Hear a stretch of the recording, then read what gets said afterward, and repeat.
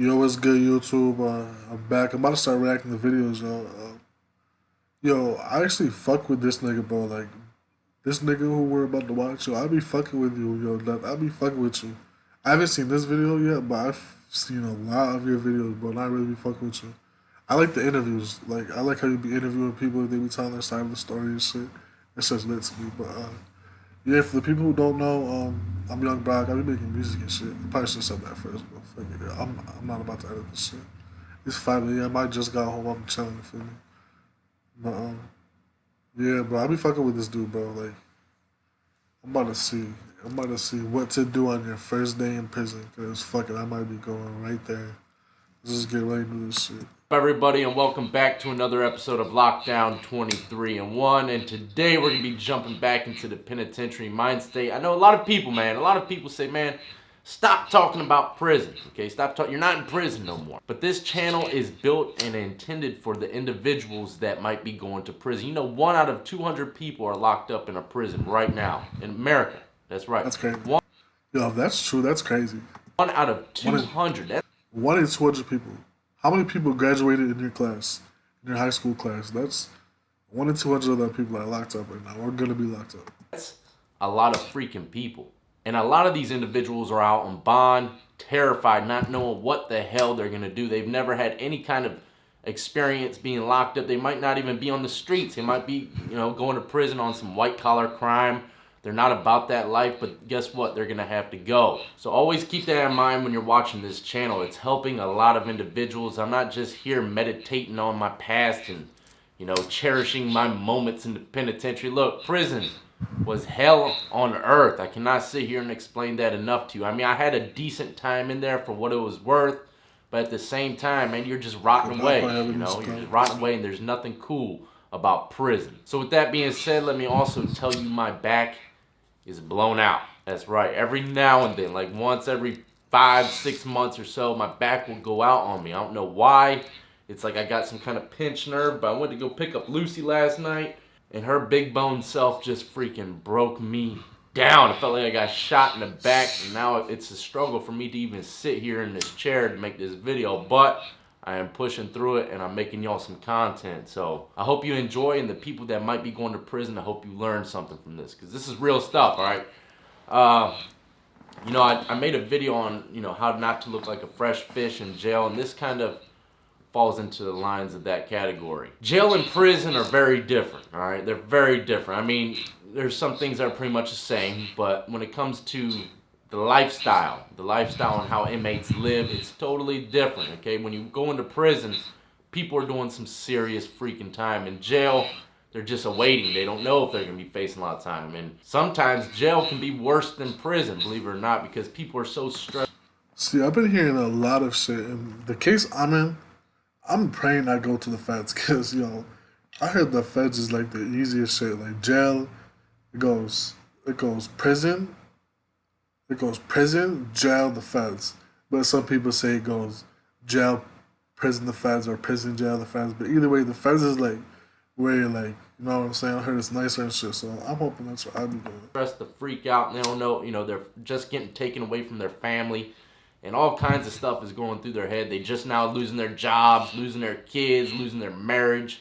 But when you get to prison, a lot of people have kind of settled down. They've came into terms with what they're facing or what they're going to have to do. But when you get into prison, there's inmates that's been sitting there for years and years, and that's what's bugging them now, okay? Not the fact that they don't know what's going to happen, but the fact that they know they're probably never going to see the streets again. And also when it comes to gang life, man, it's a lot more organized, and the racism level definitely increases when you get to prison. But I'm going to tell you all a few things, a few tricks. If you do happen to go to prison and you don't know what to do, you might need to meet someone or break the ice. A lot of people, that's one of their number one worries, okay? It's not really so much being raped or stabbed, okay? Because a lot of people in jail will tell you that stuff doesn't really happen so much, and the individuals that are getting stabbed and stuff like that are usually gang affiliated or people that owe debts, okay? So the majority of people going into prison are really worried about if they're gonna be able to fit in, you know what I mean? And I'm gonna tell you a few things that you can do to really fit in, break the ice, and get into the groove. See, that's what I want to do. Just get in there is stick to a game plan. Fit in, not stand out, get in, get out. For real. of your stay in prison. Now we got to break it down in steps. The first thing that you're going to be doing when you step foot in prison, okay, you're going to be eyeballing everything. People are going to be eyeballing you. But the very first thing, okay, after getting booked in and going through all your little physicals and stuff like that, you're going to be going through a series of holding cells, all right? Holding cells. A lot of people like me, when I first went to prison, they put me in this cell.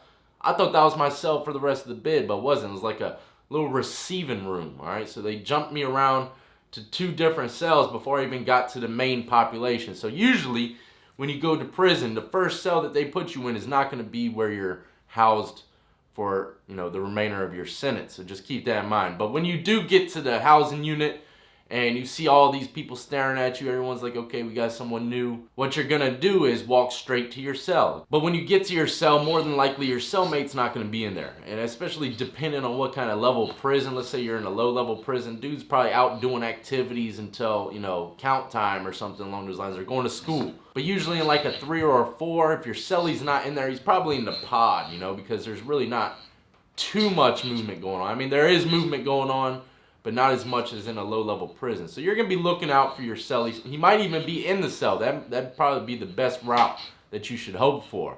But if he's not in the cell, you're going to ask someone close to you, hey, you know who sleeps in this cell? After putting your stuff up. Usually the cellmate that you have will come up and introduce himself. He'll see you unpacking all the stuff in his cell, and you'll walk up there and say, what's up, But the point is, you're going to want to meet your cellie. First thing, smoking, okay? Have a little sit down with them and find out what kind of individual he is, because you're going to be doing a lot of time with him. You're not getting transferred unless you get in some trouble or something along those lines. You're going to be spending all your time in the cell with that guy, so you're going to want to get to know him and figure out if you can actually Hope I get a cool ass celly. For real. do that. And a lot of new individuals will go into the cell thinking that that's the cell that they have to stay in, They have these people, they're like counselors, okay? They're like counselors, and you can talk to them about certain things in prison, or even, the correctional officers. You can tell them straight up, look, I talked to this cellmate, man, he just moved me in this cell. I talked to him, man, we are not clicking, okay? There's gonna be some serious problems if you don't find me a new cell, And that's just it. Let's say your cellmate's a really old individual, stubborn, probably looks like a racist, you know what I mean? You don't want to be doing time next to that dude, so you might have to tell the correctional officer or whoever, sergeant, lieutenant that might walk through, look, don't think of yourself any lower by doing this, okay? It's not any kind of fear, okay? It's just simply because, hey. Yeah, I would never do that. To each his own, but I would never do that.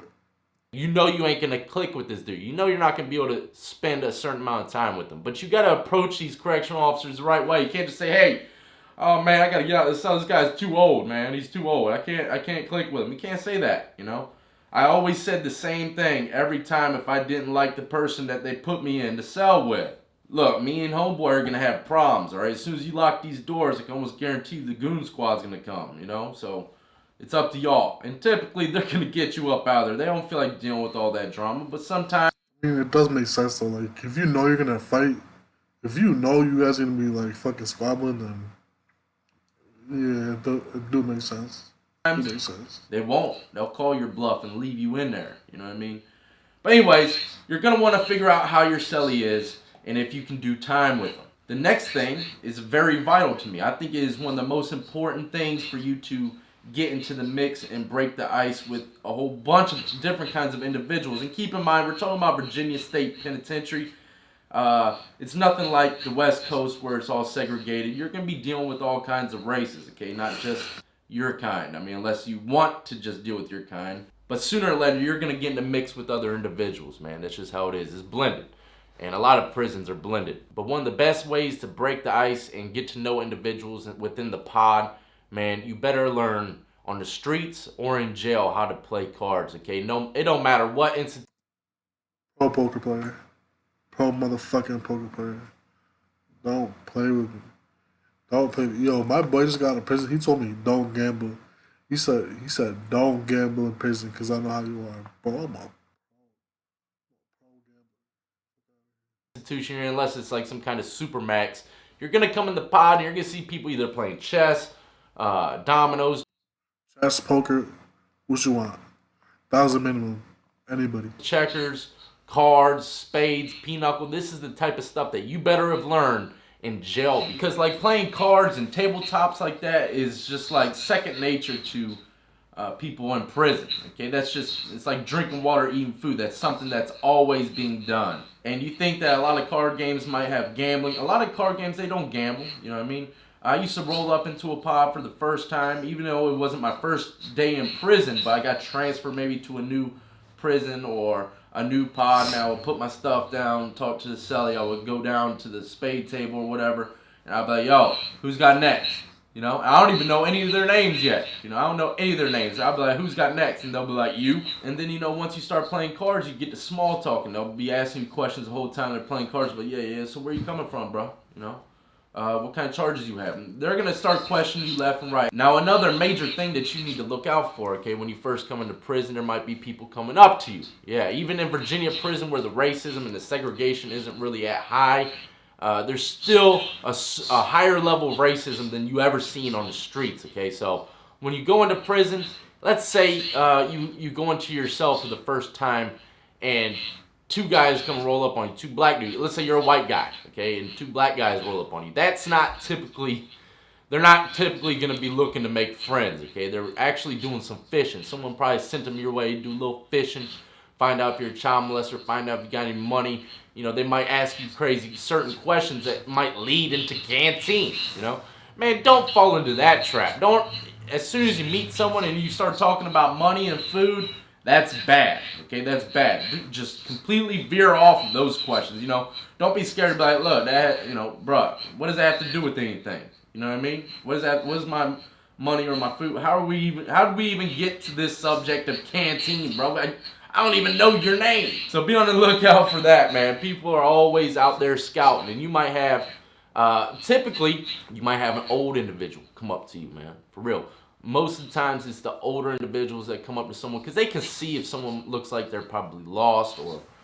Yo, that's what my man just said who got home too. He's like, yo, bro, what you gonna want to do is find someone who's like an old head, who like fucking knows ropes, who's gonna take you in. And I'm like, nah, that's a fact. It makes sense too. Cause bro, like these old heads be knowing, like, bro, if they see like you and them, they're gonna want to guide you the right way. You feel me? Cause they already went through this shit. You feel me? They went through this. They're sick of it. They just want to see fucking people do good. Well, some people, not all people, but some people are like that. Some old heads are like that. A lot of OGs are just, you feel me? A lot of OGs in prison I heard are like, you feel me? They're like, you gotta respect me if you're a young nigga, but young niggas are the young niggas. Shy or intimidated. They kind of, it's almost like their way of doing time, meeting new individuals and telling youngins the ropes. But some of these old heads might be freaking booty bandits, so you gotta be very careful, man. You know, it's so hard to explain because there's so many different variations in prison. You know, so many different kinds of inmates, so many different kinds of prisons that roll in different ways. And you know, there's a lot of undercover homosexuals in prison, man. You might not have any earthly idea that that dude's on that type of level, but he's trying to become your friend and sugar you up to become. Bro, to each his own, but please don't try that shit. Please don't. Hey, bro, I got some gay fucking family members, and I love them to death. But like, you feel me? Like that's like it's like me trying to hit on like a lesbian, or like a lesbian trying to hit on like a straight bitch. I mean, it probably happens, but it probably always happens, but always happens. But I just forget what I just said because I'm smacking.